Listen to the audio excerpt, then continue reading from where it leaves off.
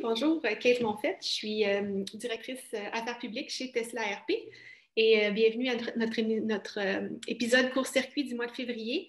Pour ceux qui ne sont pas familiers, d'abord, merci à ceux qui se rejoignent à nouveau. Bienvenue au nouveau. Pour ceux qui ne sont pas familiers, c'est des petites capsules de conversation qu'on essaie de garder à 15 minutes pour discuter des enjeux d'actualité ou des choses qui nous font réfléchir en ce moment dans la société ou dans les nouvelles.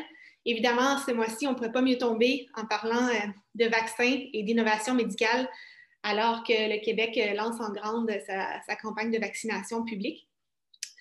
Donc, un petit rappel de comment ça fonctionne, le court-circuit. On va avoir une petite discussion qui dure 15 minutes. Les gens sont bienvenus de poser des questions dans la petite boîte questions-réponses qu'ils voient au bas de leur écran.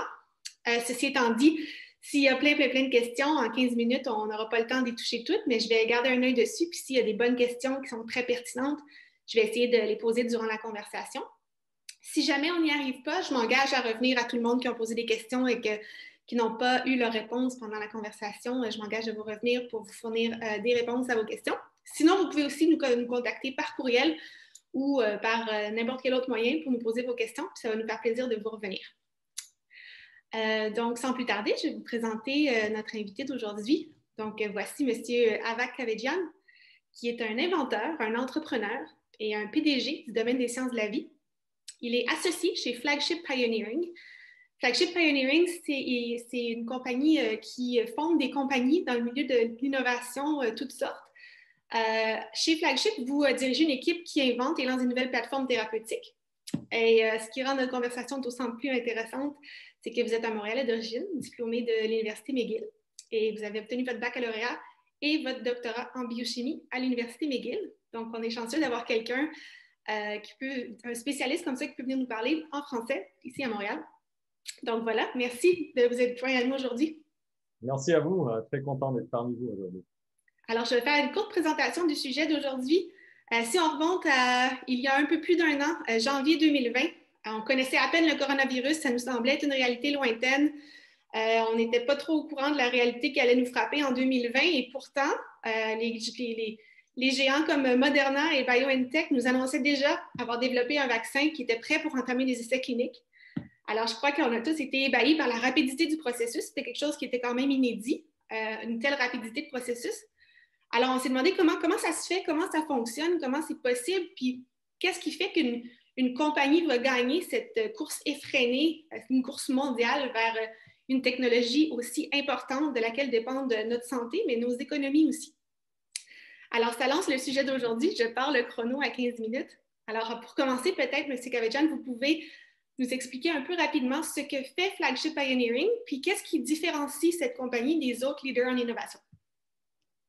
Premièrement, c'est vrai, il faut parler de Flagship et de notre philosophie pour bien comprendre les origines de Moderna. Flagship est une firme d'innovation dans le domaine des sciences de la vie. Nous sommes une équipe d'entrepreneurs scientifiques. On lance ce qu'on appelle des explorations autour d'idées et d'hypothèses entièrement nouvelles, imaginaires, disons parfois fantastiques ou carrément fantaisistes, tout avec l'objectif de résoudre les problèmes les plus importants pour l'humanité. Nous travaillons largement dans les domaines de la santé et de l'agriculture. Le résultat de nos activités, c'est vraiment la création de compagnies ou plus précisément des startups biotech que l'on crée, que l'on finance, que l'on gère durant les premières années après leur naissance. Et chacune de nos compagnies est basée autour d'une plateforme technologique ou biologique entièrement sans précédent. Et pour vous donner une idée de l'échelle, nous soumettons des centaines de demandes de brevets par année. Nous lançons environ 6 à 8 startups par année. Et c'est tout à fait c'est toujours la même philosophie qui se poursuit pour chacun des startups. Et donc, il y a 10 ans, vous avez fondé Moderna. Moderna qui a été tout à coup dans les spotlights cette année. C'est quand même 10 ans de préparation pour arriver à cette grande réussite. Qu'est-ce qui fait que ça prend... Est-ce que Moderna s'est préparé pendant 10 ans pour cette pandémie-là? Est-ce que c'est un travail d'autant de longue haleine? Puis qu'est-ce qui fait que leur approche est aussi unique et différente, puis qu'elle n'aurait peut-être pas été possible dans le passé? Ouais, ben c'est basé sur l'idée de plateforme, toujours. Comme j'ai introduit, c'est très important pour nous à Flagship de créer des compagnies qui ont des plateformes et qui vont investir non seulement dans un produit ou même quelques produits, mais plutôt une plateforme qui va créer plusieurs produits et qui va le faire systématiquement au fur et à mesure pour que ce soit, disons, qu'on peut appliquer à plusieurs maladies à la fois. Euh, et l'avantage de faire ça, de créer des plateformes, c'est d'apprendre les règles, disons, de design, de production, d'avoir un système de production, une usine, une équipe pour créer plusieurs produits à la fois. Et puis, ça crée des synergies incroyables et ça nous permet de répondre à des éventualités carrément instantanément. Donc ça, c'était au fond, avec chacune de nos compagnies, l'idée de créer ces compagnies qui sont basées autour de plateformes et non basées autour de produits. Donc, pour Moderna, c'est une des meilleurs exemples de plateformes biologiques. Ils sont basés sur le concept de l'ARN messager. C'est au sein de leur plateforme. Vous savez que dans la nature, nos cellules produisent toutes leurs protéines à partir du code inscrit dans des brins d'ARN messager qui viennent du génome. Le fait que Moderna peut produire l'ARN sur demande, ça leur permet de programmer, disons, la séquence de l'ARN pour n'importe quelle application et de le fabriquer carrément instantanément pour des expériences de labo, pour ensuite faire des essais cliniques et ainsi de suite, et pour fournir le marché. Donc, une fois la séquence de la protéine spike du coronavirus a été séquencée et diffusée mondialement, Moderna a pu immédiatement créer la version d'ARN qui code pour cette protéine et a pu se lancer dans des essais cliniques avec le NIH aux États-Unis. Donc, au fait, les essais cliniques ont pris le plus de temps dans ce processus parce qu'on a voulu tester le vaccin, évidemment, dans des dizaines de milliers de volontiers avant d'autoriser son utilisation répandue. Mais la plateforme était prête à répondre à n'importe quel problème ou maladie. Donc, le parallèle pour les néophytes comme moi dont on avait discuté, c'est un peu comme au lieu de créer une compagnie qui va essayer de fabriquer un iPhone, on va trouver une compagnie qui va essayer de fabriquer la plateforme iOS sur quoi n'importe quel nouvel outil va pouvoir se greffer. Donc, on parle vraiment d'une plateforme à laquelle on va pouvoir mettre des outils technologiques rapidement parce que l'outil technologique, c'est juste une question de détail et d'agencement. C'est un peu ça?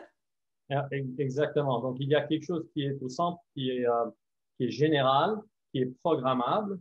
Et ensuite, les applications peuvent être incroyablement diverses. Du côté technologie, dans le domaine du iPhone, c'est sûr que on peut commander une pizza avec l'iPhone, on peut faire du travail avec l'iPhone, on peut parler avec notre famille avec l'iPhone. Avec Moderna, le parallèle, c'est que Moderna peut s'appliquer à des maladies rares, à créer des vaccins pour diverses maladies infectieuses, peut poursuivre le cancer et ainsi de suite. Tout ça avec une seule plateforme, une équipe, une fabrique et un processus de manufacture. Donc, c'est ça qui fait que c'est incroyablement flexible et broad, comme on dit en anglais. Puis, qu'est-ce qui fait que certaines compagnies y arrivent alors que d'autres ne peuvent pas nécessairement y arriver? Est-ce que Flagship Pioneering choisit, disons, a la capacité financière de base pour investir dans une compagnie qui peut-être n'aura pas une solution demain matin, mais qui va être prêt pour n'importe quel défi qui arrive, dans le sens où ça prend quand même un financement assez substantif à la base et qui donne peut-être moins de chance à des petits indépendants de dire, moi, j'ai mon petit start-up puis je veux innover dans le milieu médical, mais je sais que ce ne sera pas pour demain. Ça peut prendre 10 ans, disons, avant qu'on ait besoin de ma plateforme. Ben, c'est un peu un cercle vicieux, on va dire. C'est très important à l'origine, même avant du financement, d'avoir une grande vision dès le début. même avant la création de l'entreprise. De décrire pour soi-même, disons, la trajectoire de l'entreprise, de maintenir l'idée de plateforme tout au cours de l'évolution de l'entreprise, au lieu de se concentrer sur un seul produit et de se concentrer sur le court terme. Donc, si on se concentre sur le long terme et si on a une très grande vision, ça permet d'investir et d'attirer l'investissement qui est nécessaire pour l'établissement de nouvelles plateformes ou l'établissement d'un nouveau format de médicaments, de créer les équipes spécialisées, pionnières et entrepreneurs, de créer une usine capable de produire des dizaines de produits innovateurs à l'échelle commerciale et ainsi de suite. Donc, c'est un cercle vicieux, mais ça commence avec l'idée de thinking big, on va dire. Euh, et, euh, et c'est justement pour cela que Moderna a pu répondre si vite à la pandémie. Leurs outils pour la conception de nouveaux produits, leurs procédés de fabrication, leurs usines d'ARN étaient tous déjà prêts. Ils n'ont pas inventé tout ça à la dernière minute. Mais ils étaient prêts à peut-être fabriquer plusieurs produits. Là, maintenant, ils se concentrent à soutenir la demande mondiale, mais tout ça était déjà en place. Puis juste par curiosité, vous l'avez vécu comment la dernière année à suivre ça de près? Étiez-vous nerveux? C'était quand même assez nouveau, là, les vaccins par ARN et avec la technologie de l'ARN, c'était quand même une percée mondiale. On ne savait pas trop est-ce que ça allait bien se passer. Je veux dire, tout a été en accéléré. Vous l'avez vécu comment comme quelqu'un qui connaît vraiment comment ça se passe à l'intérieur? Ben, comme vous l'avez dit et comme vous le savez, ça fait 10 ans que Moderna travaille sur l'ARN. Ils avaient déjà créé des vaccins pour d'autres maladies. Ils avaient déjà prouvé l'efficacité et le safety de l'ARN. Donc, on était inquiet, oui, parce qu'on ne sait jamais avec la biologie, mais je pense qu'on rentre dans un era de médecins programmables, disons, c'est moins de hasard dans le côté pharmaceutique. Et c'est ça qui nous a soutenus, disons. On avait beaucoup de data pour soutenir nos ambitions et nos objectifs. Puis, si la COVID est arrivée là, il y a 10 ans, est-ce que ça aurait été très différent la façon dont on l'aurait vécu selon vous? C'est sûr. Ouais, non, ça aurait pris des années à concevoir le vaccin, à fabriquer le vaccin, à tester le vaccin. Euh, je, Comme je dis, je crois qu'avec les nouvelles plateformes, on rentre dans une étape en biotechnologie où les choses sont beaucoup plus programmables. On peut faire des choses beaucoup plus délibérément, disons.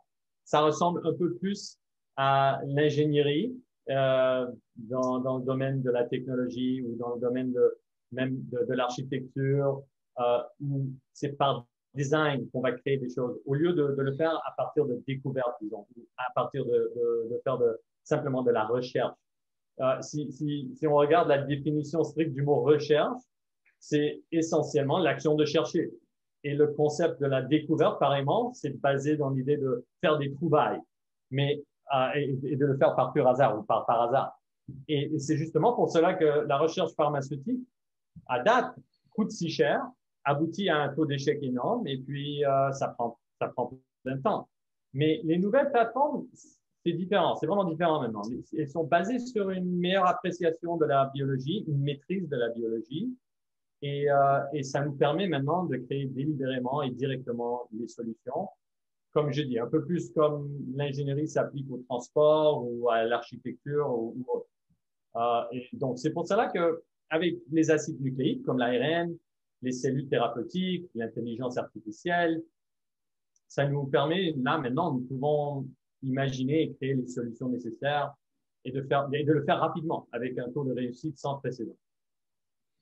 Donc, c'est comme vous disiez, c'est un peu moins du gambling d'investissement dans le sens où les gens qui ont de l'argent à investir en pharmaceutique, ils ne disséminent pas leur somme un peu partout dans l'espoir qu'il y en ait un qui ils savent que s'ils investissent dans une compagnie qui travaille en matière de plateforme, que ça va peut-être prendre du temps à avoir le retour sur l'investissement, mais que peu importe ce qui va arriver, cette compagnie-là va être plus agile. Plus agile et beaucoup plus large en termes de produits et de marché et ainsi de suite. Puis, travailler dans une compagnie qui cherche à fonder des compagnies innovatrices comme ça, qu'est-ce que ça prend? C'est qui les gens chez vous? Est-ce que c'est de l'instinct? Est-ce que c'est tous des hyper spécialistes ou c'est plus des gens qui ont les horizons larges, qui sont capables, un peu l'instinct d'entrepreneur? Qu'est-ce que ça prend pour fonder des compagnies avec une vision comme ça? Ça prend un peu de tout. C'est sûr que nous sommes tous scientifiques par éducation et background, mais aussi ça prend une créativité, c'est sûr aussi. Mais nous croyons vraiment dans l'idée d'innovation par équipe, on va dire. Donc, c'est pas nécessairement un génie qui travaille solo à inventer. C'est l'invention par discussion, c'est l'invention par exploration, le débat et l'interaction et de faire des itérations, l'évolution des idées. C'est ça qui fait les meilleures idées chez nous. C'est pas une seule personne. Donc, les gens qui sont évidemment intéressés à la biologie ont l'éducation fondamentale, bien sûr, mais aussi l'esprit de travailler en équipe pour créer. C'est comme un peu l'improvisation savoir comment dire oui et au lieu de dire non, ça se peut pas, non, on ne pourra pas. Et à la fin, ça crée essentiellement ce qu'on a, des plateformes entièrement nouvelles, sans précédent. Puis, on arrive déjà à la fin presque du 15 minutes, donc peut-être je finirai avec une question un peu plus large. Ce serait quoi votre rêve d'accomplissement dans le domaine de l'innovation médicale? Ce serait quoi que d'ici la fin de votre carrière, vous diriez si j'arrive à participer à trouver une solution à ça, j'aurais réussi? Ben, pour moi et pour Flagship, l'idée, c'est de résoudre les problèmes de santé. Et c'est vraiment d'aboutir à un moment où les choses comme, non seulement comme le COVID, comme les urgences comme le COVID, mais aussi les maladies chroniques deviennent des choses historiques, on va dire, et que l'on traite, qu'on puisse peut-être allonger notre vie, mais de le faire aussi en sorte que nous soyons productifs jusqu'à la fin de nos années. Et puis, nous croyons que la biotechnologie a l'opportunité de faire ça et que les nouvelles plateformes vont pouvoir le faire dans les prochaines décennies, c'est sûr. Parfait. Ben, merci beaucoup pour votre participation aujourd'hui. C'était très intéressant. Puis moi, j'en ai appris beaucoup. Je suis sûre qu'il y en a d'autres qui en ont appris beaucoup aussi. Puis on espère que le roulement là, des campagnes de vaccination va se poursuivre de bon train. J'espère que votre belle-sœur va être capable de se faire vacciner aussi. Et nous tous. Alors, pour terminer, je remercie tout le monde qui se sont joints aujourd'hui. C'est très apprécié. À ceux qui s'y joignaient à nouveau, aux nouveaux participants. Je crois qu'on avait un sujet de quoi nous intéresser pendant beaucoup plus longtemps aujourd'hui, mais on essaie de se limiter au temps qu'on met dans le calendrier des gens. Alors, comme je vous ai dit, ceux qui ont posé des questions, je vais essayer de vous revenir rapidement. Et merci encore d'avoir participé à Court-Circuit. Mon nom, c'est Kate Monfette de chez Tesla RP. Et on espère vous revoir bientôt pour une prochaine édition. Merci, M. Kavedjian, de vous être joint à nous. Merci à vous. Au revoir. Au revoir.